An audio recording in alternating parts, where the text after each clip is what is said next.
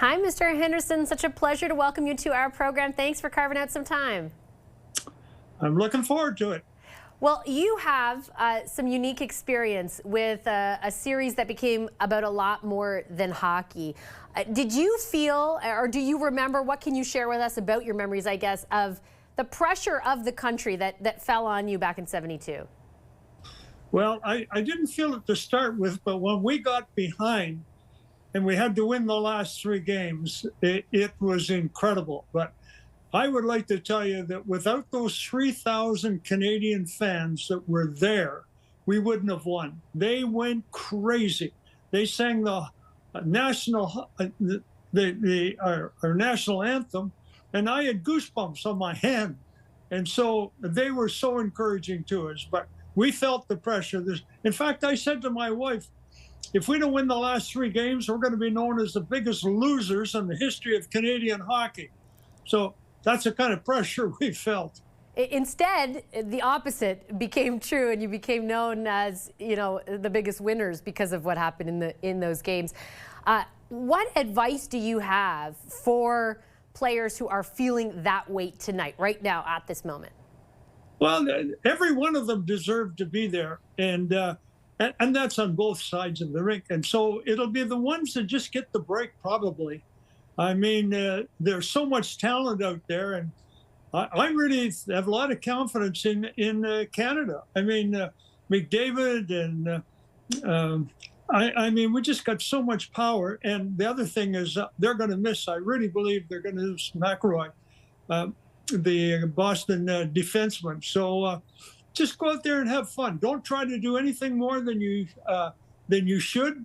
And I hope for the goaltenders, you got to have a great goaltender tonight. So I'm hoping that Bennington plays the best game of his life. We all are. You mentioned those goosebumps that you had during the national anthem. I know that and our audience watching knows how much of a point of national pride tonight and this series is, given what is going on in the greater context. Do you think it will be an additional motivator for players, for Canadians playing tonight? Oh, definitely. I mean, this is you're representing your country. I mean, I was at the game in Montreal the other night, and that place was just electric. You could feel it. Everybody could feel it. And so we'll be sitting at the television watching it, and I really think they're going to win. I'm hoping they win. Well, tell me why you think they will. Well, I think they've just got a great team. I mean, I think two of the best players in all of hockey right now are like I said, McDavid and McKinnon.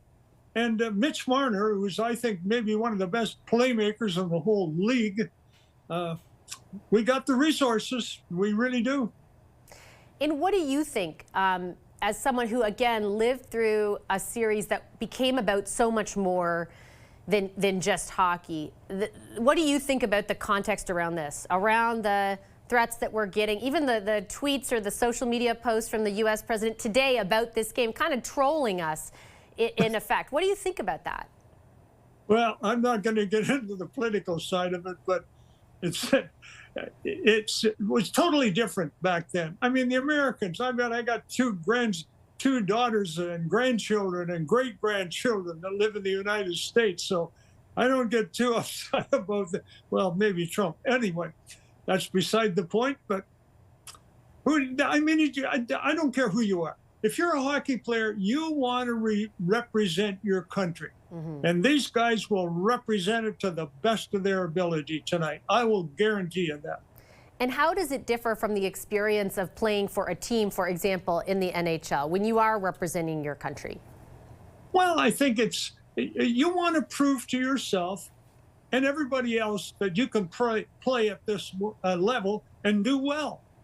And so that is going to bring the breaks. But we've got a history like Crosby. I mean, the big games, he comes through how many times? And everybody wants to beat Canada.